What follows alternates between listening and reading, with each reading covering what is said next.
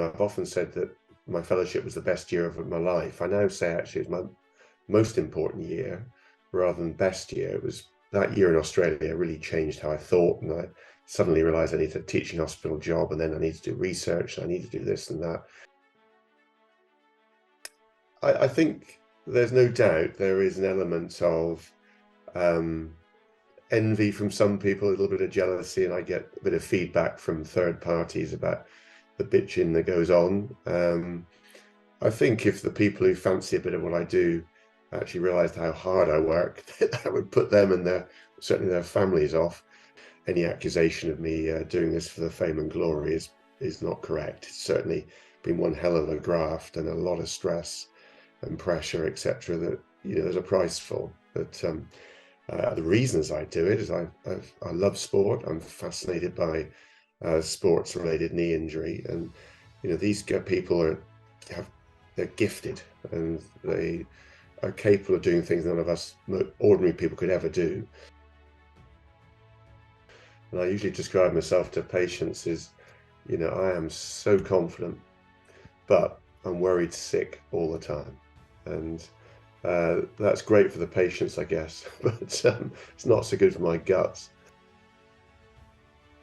I have to say, it is irritating at times when you see how any surgeon outside the US is not quite as equal as the US surgeons in terms of their ability to be developed and thrust forward by the system in the States. It's not the people in the States' fault, and there's some great surgeons who deservedly are promoted. But when you look at the relationship between American surgeons and industry, etc., the rest of the world is treated second best.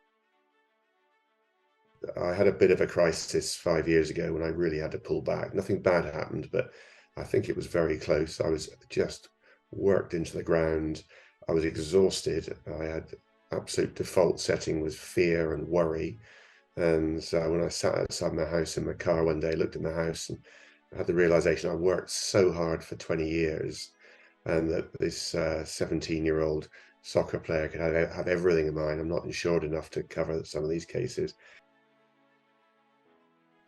I realized that unless I changed something dramatically, my life was going to be bad. And that would mean that I would sort of lose engagement with the family. I mean, at that time, during the week, Monday to Thursday, I'd have 4 hours sleep a night because I was editing Grey's Anatomy. I came up at 5, did I go to bed at 1. It was an incredible period of achievement, but by then I was on the bootstraps. I'd had 3 years of the 4 hours sleep a night thing, and I was just knackered. I had this realization on that one day that something had to change. It had to change very rapidly.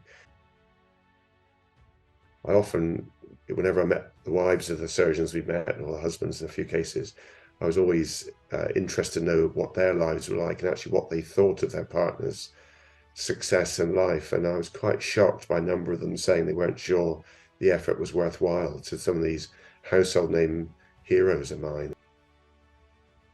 You've got to sleep properly, eat properly, and take some exercise. And if you can manage to get that into your life, you will be more energetic and you'll be more efficient as well.